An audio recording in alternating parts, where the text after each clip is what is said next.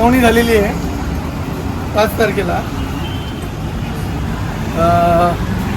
या सुनावणीप्रमाणे हे जे अनधिकृत दुकान आहे ते दुकान तोडण्याचे आदेश दिलेले आहेत आणि ते करण्याआधी आज आम्ही इथे आलेलो आहे.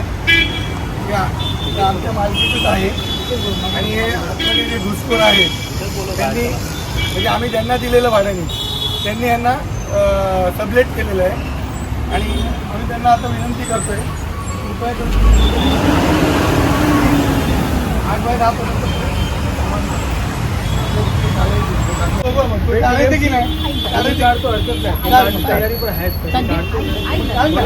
आपल्याला काय करायची भानगड नाही करायची.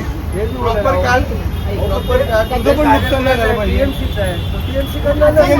तू पण सांगणार टीएमसी वाला लेटर दिले हे कोणी दिले?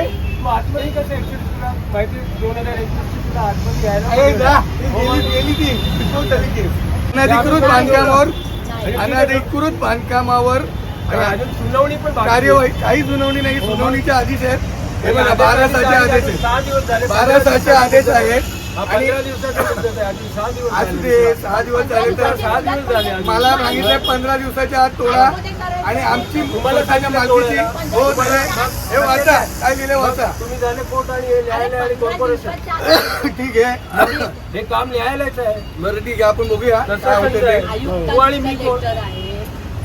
या ठिकाणी सहाय्यक आयुक्त यांनी हेअरिंग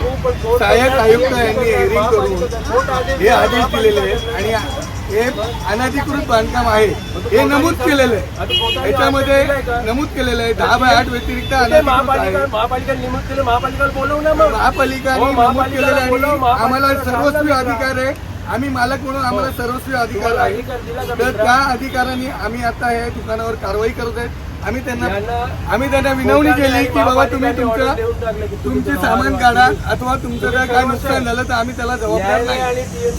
पत्र्याची शेड म्हणून प्रवीण छेडा आणि वनिता छेडाला दिलेलं आणि त्या वनिता छेडाचं नाव कट करून हे झवेरबेन जयंती शाह यांचं नाव म्हणजे याची फॉर्जरी पण केलेली आहे तिकडे. ही तर आम्ही दाखल केलेलंच आहे आणि त्याचं आता ते कळेल त्यांना कधी काय ते कळेल. आता आमच्याकडे नोटीस आहे आणि आमच्याकडे सुनावणी केलं हे आहे की बाबा ते 8/10 सोडून बाकीचं अनधिकृत आहे. तर त्या अनधिकृत बांधकामावर आम्ही कारवाई करत आहोत. त्यांना प्रेमाने सांगितलं तुमचं सामान काढा ते ऐकायला तयार नाही आहेत आणि हे बघा परत बोलतो आम्ही सांगणारे मालक आहोत. आम्ही जागेचे मालक आहोत. आम्ही कोर्टात गेले कोर्टाने आदेश दिलेले नाही कोर्टाने सांगितलेले कोर्टाचे तू सांगणार कोण मी कोर्टाच्या 93 फक्त यांनी 93चं मला यांच्या नावाचं बिल दाखवावं. प्रवीण छेडाला उद्या तू पण ये त्यांचे पण कागदपत्र घेऊन येतील तुझे पण येतील एकत्र करूया. नाही घेऊन येऊन दे त्यांना पण नाहीये त्यांच्याकडे. अरे येऊन दे ना घेऊन येऊन दे त्यांना दोन्हीकडे कागदपत्र. त्यांनी कागदपत्र आता दाखवते. गुंडागिरी करून काय अर्थ आहे? गुंडागिरी कोणी करत नाही. गुंडागिरी अरे उद्या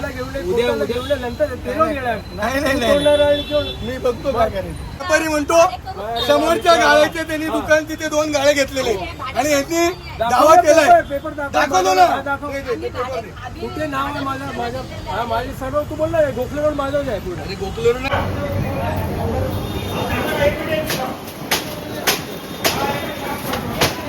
आपके पीछे खड़ा नहीं रहेगा.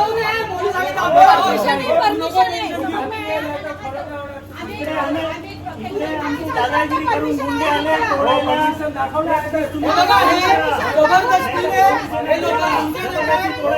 आमची आहे हे लोक इथे जबरदस्तीने हे करतात. जागेवर जबरदस्तीने हे करत आहे.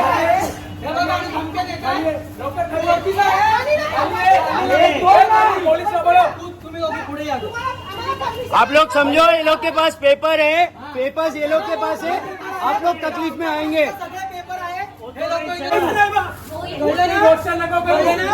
पुन्हा सांगायचं आम्हाला कोण शिवाय देत नाहीये कोण फायदा देत नाहीये. आता हे कायदा हातात नको घेऊ. सांगू कोण नाही कायदा हातात घेते आपल्याला सांगू नको.